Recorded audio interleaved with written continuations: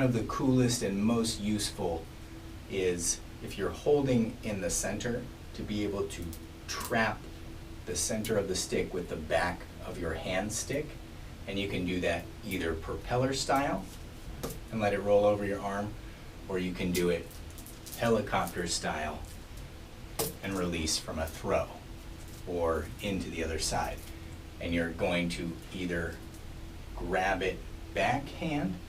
So this is the same as the cup move that we just did. And this is actually a better way to learn it, probably. If you keep it trapped in there and you keep it pinched, it's not going to fall out. So you can move your arm in the correct way. You can even move it ridiculously incorrect, and it's probably going to stay there.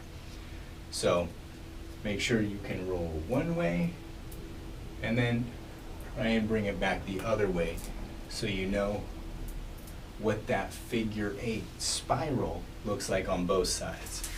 So both hands. Try and keep it flat.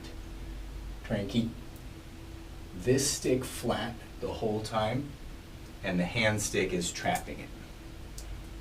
If you accelerate it a little bit, that's how you can get the feel for it.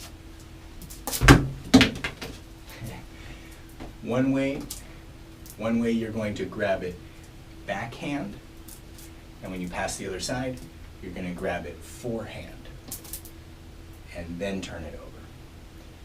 And that's up to you to figure out, because it's going to make no sense if I say right, left, and do that. Right, left, right, left.